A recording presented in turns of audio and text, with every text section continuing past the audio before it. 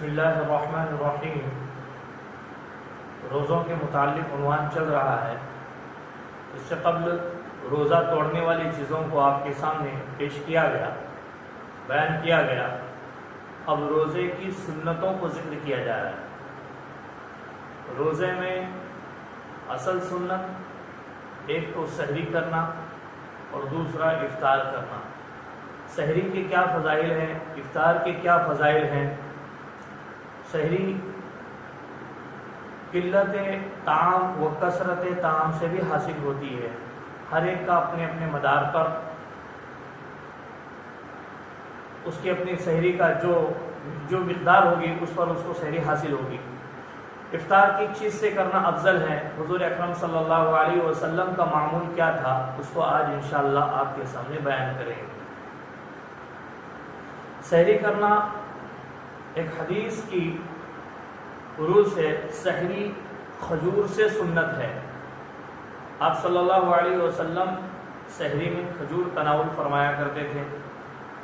سحری کا وقت آدھی رات سے نصف شب سے شروع ہوتا ہے، اور سحری اس امت کی خصوصیت ہے۔ پہلے زمانے میں جو قومیں ہوا کرتی تھی، سابقہ امتیں جنہیں کہا جائے، وہ سحری نہیں کرتے تھے، سونے سے پہلے ہی کچھ کھا لیتے تھے اور سو جاتے تھے۔ عشاء کے وقت سے ان پر کھانا پینا حرام تھا، جیسے کہ ابتدائے اسلام میں بھی کچھ ایسی چیزیں رہی کہ شروع اسلام میں اگر آپ سو جائیں تو پھر آپ سحری نہیں کر سکتے، یہ حکم تھا۔ بعد میں چل کر وہ حکم منسوخ ہوا، اور کوئی سو بھی جائیں تو صبح صادق سے پہلے تک اس کو سحری کرنے کی گنجائش دی گئی ہے۔ ایک حدیث میں ہے، سحری کرو اگرچہ ایک گھونٹ پانی ہی کیوں نہ ہو۔ بعض دفعہ ایسا ہوتا ہے کہ آدمی کے اٹھنے میں تاخیر ہو جاتی ہے، کبھی غفلت ہو جاتی ہے، تو ایسی صورت میں اگر دیر ہو بھی جائے اور کچھ کھانے کا موقع نہ ہو تو کم از کم پانی ہی صحیح، ایک گھونٹ ہی صحیح پی لیا کرے، تاکہ سحری کی فضیلت اور برکت حاصل ہو جائے۔ ایک حدیث میں ہے، سحری کیا کرو کیونکہ اس میں برکت ہے۔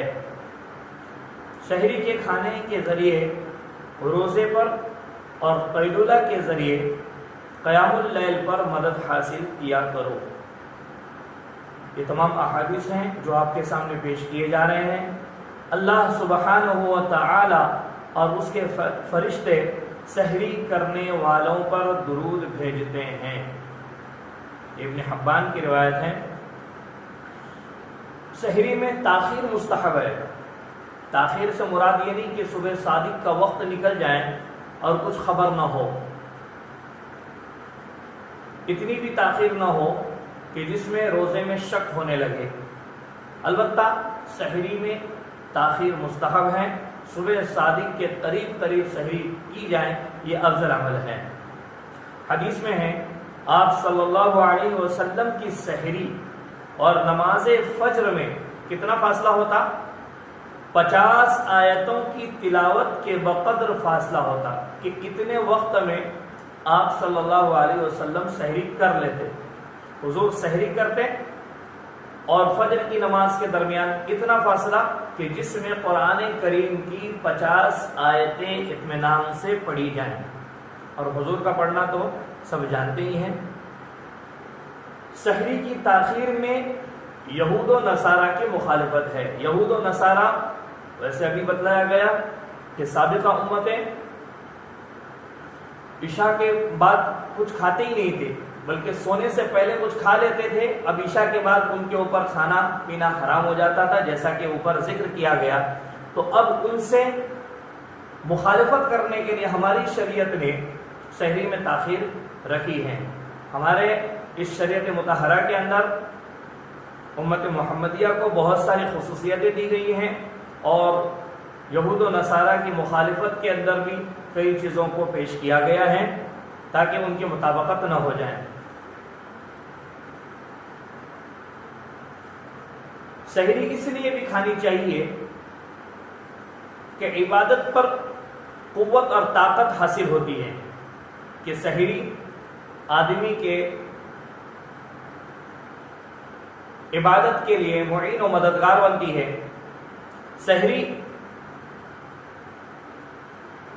اور تاخیر سحری اس وقت مستحب ہے جبکہ ابھی رات باقی ہونے کا یقین ہو، جیسا کہ اس سے قبل ایک مسئلہ گزر چکا ہے، اس مسئلے کی طرف میں توجہ دلانا چاہوں گا کہ اگر آدمی کو صبح صادق کا علم نہ ہو اور وہ کھانا کھاتے رہے، سحری کرتے رہے، لیکن اس کو رات باقی ہونے کا یقین ہو، تو ایسی صورت کے اندر اس کا روزہ درست ہو جائے گا۔ ما قبل میں یہ مسئلہ پیش کیا گیا ہے۔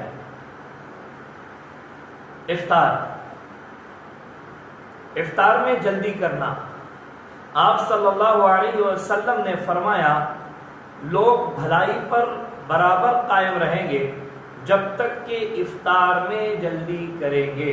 متفق علیہ روایت ہے، امام بخاری و امام مسلم رحمہ اللہ نے اس کو ذکر کیا ہے۔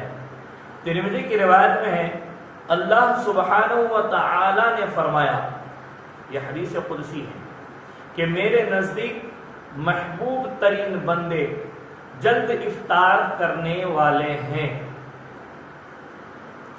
جب رات ہونے کا یقین ہو جائے تو افطار میں تعجیل یعنی جلدی کرنا مستحب ہے، اور اگر یقین نہ ہو تو افضل ہے کہ تعجیل اور جلدی نہ کرے۔ ایک مسئلہ یوں بھی دریافت کیا گیا ہے، افطار کے وقت کوئی راستہ چل رہا ہو تو کیا اس کو افطار میں جلدی کرنے کے لیے راستے پر گزرتے گزرتے کھا لینا چاہیے؟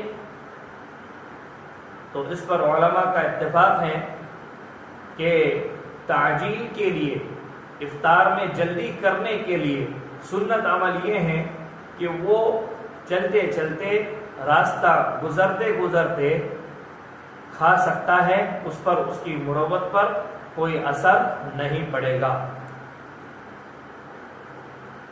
کھجور سے افطار کرنا اصل افضل عمل ہے اور اصل سنت ہے۔ کھجور سے افطار کرنا سنت ہے، اصل سنت ایک کھجور سے بھی حاصل ہوگی، اور اقل کمال 3 کھجوریں ہیں۔ اگر آدمی کھجور کھانا چاہے تو ایک کھجور سے بھی وہ افطار کر سکتا ہے، اس سے زائد کھانا چاہے تو طاق کی رعایت کرے، 3 کھائے، 5 کھائے، 7 کھائیں، 9 کھائیں، 11 کھائیں، اس طرح سے طاق کی رعایت کرے، نہ کہ جفت عادت کی رعایت۔ کسی کے پاس کھجور نہ ہو، بعض دفعہ یوں ہوتا ہے، تو پھر پانی سے افطار کر لینا بہتر ہے، اولا ہے، ورنہ کسی اور میٹھی چیز سے بھی افطار کر سکتے ہیں۔ البتہ روزہ افطار ہونا چاہیے، اصل سنت کھجور سے، کھجور نہیں ہے تو پانی سے یا تو پھر کسی اور میٹھی چیز سے۔ دوسروں کو افطار کرانا سنت ہے، کسی نے افطار کے لیے کھجور دیا ہو تو اسے افطار ہی میں استعمال کرنا چاہیے۔ بعض دفعہ یہ ہوتا ہے کہ عموماً معاشرے میں لوگ کھجوروں کو تقسیم کرتے ہیں، ان کی نیت ہی ہوتی ہے، البتہ ان کی نیت کا ثواب ان کو مل جائے گا، چاہے جائے کہ آپ جب بھی کھائیں، لیکن ان کی نیت جو ہے افطار میں آپ کو کھجور پیش کرنا تھی، افطاری کے لیے دینا مقصود تھا، ان کا مقصد تو حل ہوگا، البتہ جس چیز کے لیے دی گئی ہے یعنی کہ افطار کے لیے اسی میں استعمال کرنا بدرجہ اولا ہے۔ وقت ہونے کے بعد اب کھجور کا انتظار نہ کرے بلکہ پانی ہی سے افطار کرنا افضل قرار دیا گیا ہے۔ اب کھجور میں 2 قسمیں ہوتی ہیں، ایک رطب اور دوسری تمر، ایک تازہ کھجور اور ایک خشک کھجور۔ تازہ کھجور کو خشک کھجور پر مقدم رکھے، اولا رطب ہیں یعنی کہ تازہ کھجور ہیں، اگر وہ نہیں ہیں تو پھر تمر۔ حدیث مبارکہ میں ہے جسے کھجور میسر ہوں وہ اسی سے افطار کریں، اور جسے کھجور نہ ملے وہ پانی سے افطار کریں، کیونکہ وہ طہور ہیں یعنی کہ پاک ہیں، پاک کرنے کی اپنے اندر صلاحیت رکھتا ہے۔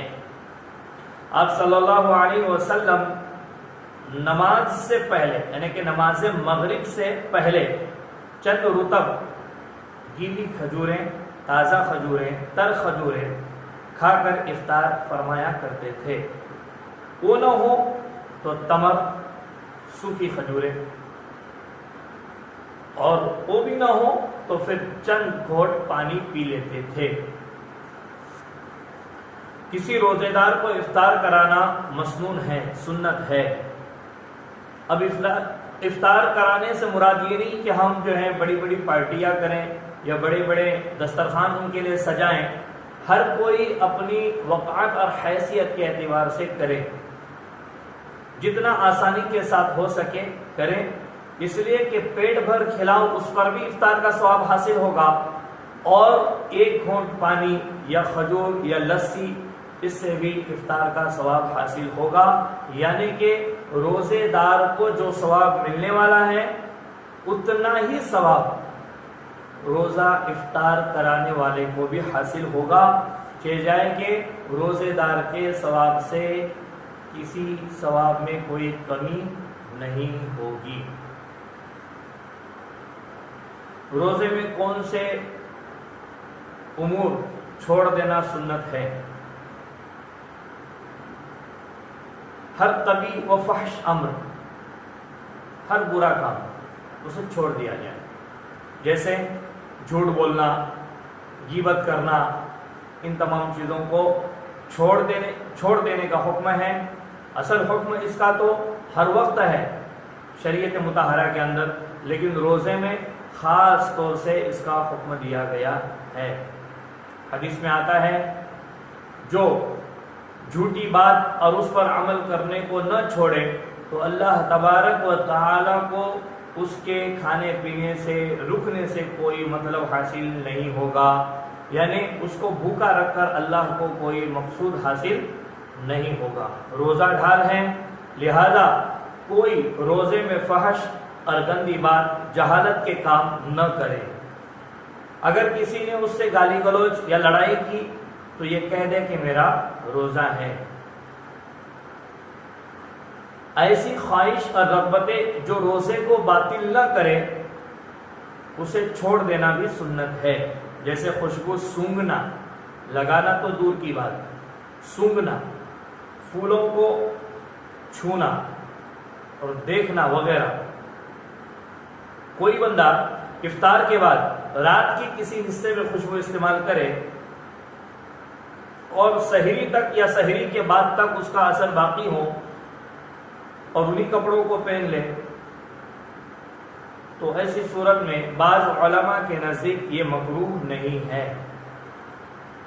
روزے دار کے لیے سرما نہ لگانا بہتر ہے، کیونکہ اس میں زینت ہے۔ ویسے اس سے روزہ ٹوٹے گا تو نہیں، نیز تاکہ امام مالک رحمہ اللہ کے اختلاف سے بچنا آسان ہو، کیونکہ امام مالک رحمۃ اللہ علیہ کا قول ہے کہ روزہ سرما لگانے سے فاسد ہو جاتا ہے۔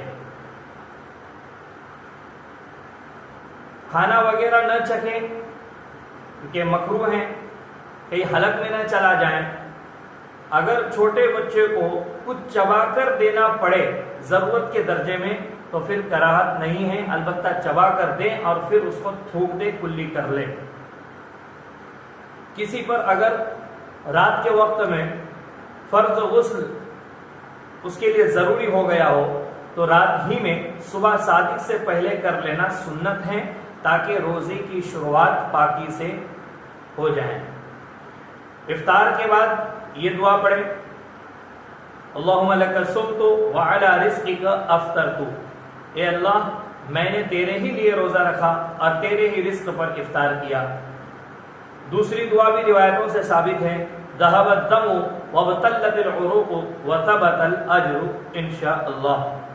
رمضان میں کثرت سے صدقہ زکوٰۃ ادا کریں، خوب تلاوت کریں، اہل و عیال کے خرچ میں اور دیگر رشتہ داروں اور پڑوسیوں کے ساتھ حسن سلوک میں خوب وسعت سے کام لیں، کیونکہ اس ماہ میں نیکیوں کا ثواب بہت بڑھ جاتا ہے۔ آپ صلی اللہ علیہ وسلم کا جود و سخا رمضان میں بالکل عروج پر ہوا کرتا تھا۔ اللہ تبارک و تعالی ہمیں ان تمام باتوں پر عمل کرنے کی توفیق عطا فرمائے۔ اس کے بعد روزے کے واجب ہونے کے لیے کیا شرائط ہیں، انشاءاللہ آئندہ آپ کے سامنے اس کو بیان کیا جائے گا۔ وآخر دعوانا الحمدللہ رب العالمین۔